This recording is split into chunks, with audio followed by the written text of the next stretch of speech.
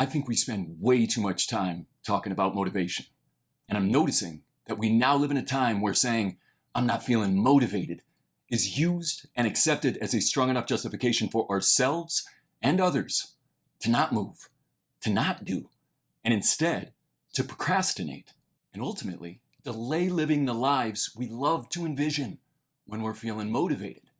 A popular rendition of this I'm not feeling motivated message may sound something like, No, I don't really feel like it. when I'm talking with people, I frequently hear some version of this just not feeling it phrase. Not feeling it when it comes to exercising, eating healthy, applying for a new job, getting started on that homework, or finishing the big project for work. However you want to phrase it, what's being described is a state known as unmotivated. Definition time: unmotivated. Adjective: lacking drive or enthusiasm, not wanting to do something. Okay, so I don't know about you, but I can fully understand why someone would not want to work out or want to eat healthy. And I can totally get why someone would not be entirely enthusiastic about interviewing for a new job, getting started on that homework, or tackling the latest trivial task at their job. The thing is, Bob, it's not that I'm lazy. It's that I just don't care. Don't care? It's a problem of motivation, all right? Okay, so somewhat of a hot take here. But I believe that if you read every book, every article, watched every YouTube video that gets into how somebody can overcome procrastination and become a highly productive person, about 80% of all that expert advice can be summed up by what I call the triple A of action. The triple A of action is this: when it comes to getting the difficult done in your life, you've got three main options. Make it appealing, make yourself accountable, or make it automatic. So to address those first two A's, if you just can't seem to convince yourself that you enjoy doing it, and you're not all that interested in making yourself more accountable, well then, your best shot at success is to make it automatic, aka make it a habit. And a quick, just to be clear here, I'm not saying motivation is a waste or that it's worthless. Not at all. There's a great quote from Jim Rohn that goes, motivation is what gets you started, habit is what keeps you going. So yeah, motivation can be hugely important when it comes to starting. But if your desired destination isn't attainable in a day or two, motivation probably isn't going to be enough fuel to make it to that finish. I like to say motivation buys the Fitbit, habits will make you fit. And why I say that is because motivation is way more of an emotional state than it is a personality trait. It's not a feature, it's a feeling. And feelings are fleeting. They come and they go, like clouds in a windy sky. Motivation has a now you see it, now you don't quality to it.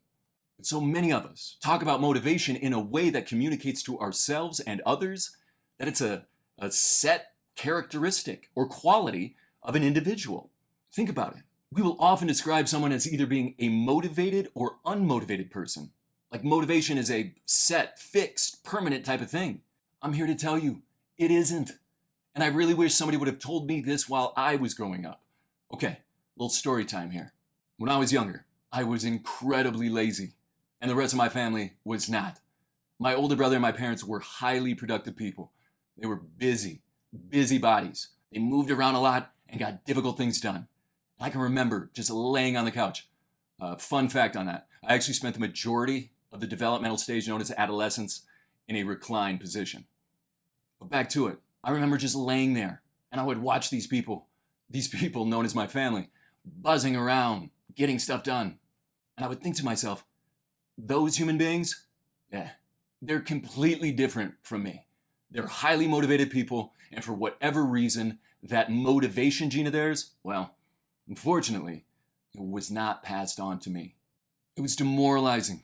I can remember laying in bed before school after smashing the snooze button several times, and I would lay there and imagine that my brother and parents were probably busy doing one-arm cartwheels in the hallway or power posing in the kitchen as they prepared to dominate the day. In my mind, motivation had them all juiced up to carpe diem on the daily. But me, I was just carpe dumb and lazy. But here's the thing, I had it all wrong. I wasn't aware of something, and it's something I want anyone watching this to know if you didn't already. It is likely that the people in your life, the ones who you see as being way more productive than you, they don't have more motivation than you. They just have better routines. And this was the case for my family. Their success was not due to a genetic difference. Nope. It turns out their productivity was a result of routines. I guess you could say it was about habits, not heredity.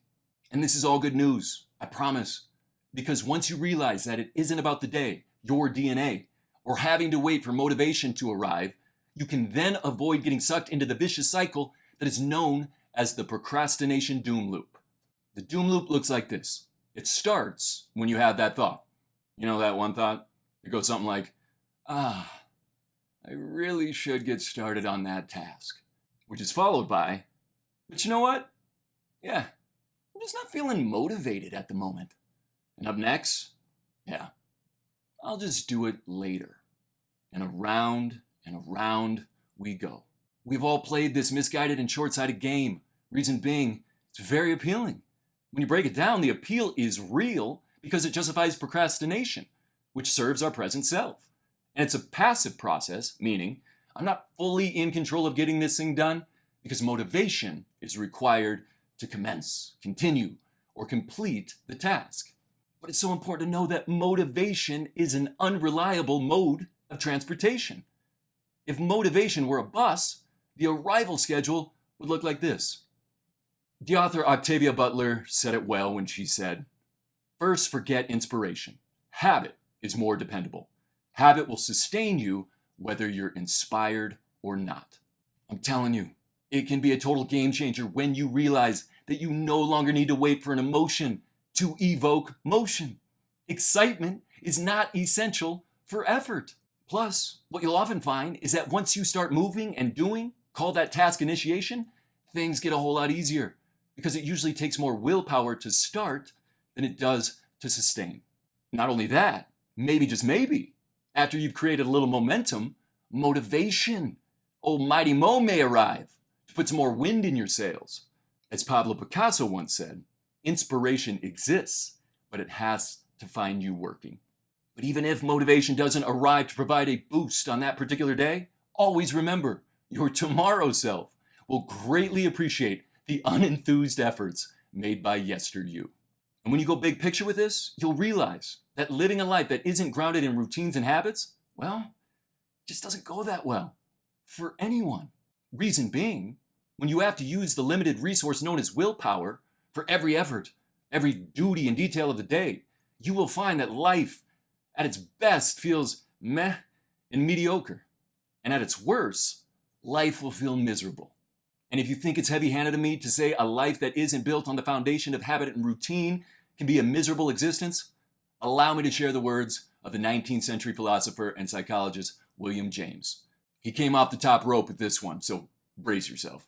He wrote on this topic, "There is no more miserable human being than one in whom nothing is habitual but indecision, and for whom the lighting of every cigar, the drinking of every cup, the time of rising and going to bed every day, and the beginning of every bit of work are subjects of express volitional deliberation."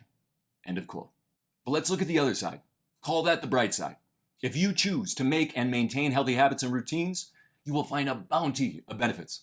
For example, one of the biggest perks of this process is that you will have way more freedom in your life. It's true. The more daily duties and details that you hand over to habit, the more you will be freed up to use your time and energy on pursuits that you're passionate about. Jocko Willink sums this up with 3 words. Discipline equals freedom. And a big part of that freedom is having way more free time. And it's a type of free time that isn't slathered in those sticky substances known as guilt and anxiety. I think we're all familiar with this experience. It's when you're doing something that you should be enjoying, but you're not, because your good time is being tainted by that task you just can't seem to push out of your cognitive awareness. But this frustrating film is one that we can peel off and discard. We can get rid of it when we enlist the help of habit. And while it isn't always easy, it is absolutely worth it. The payoff, the prize, isn't limited to just becoming a more productive person.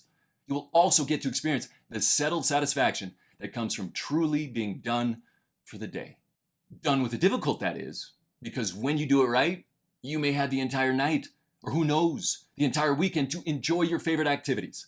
Activities that are now absent of the anxiety that comes from avoidance. And imagine the feel good, the satisfaction that will sink in when you realize you did all that, even though you woke up that morning thinking, No, I don't really feel like it. to wrap this all up, the next time that exciting experience, that fantastic feeling known as motivation arrives in your life, smile. Appreciate the beauty of that spark. But don't stop and stare for too long. Use that motivational spark to illuminate, to ignite, to start the process of determining what habits and routines you will need to implement on a daily basis so you can sustain the effort that is required to get to that goal. Until next time.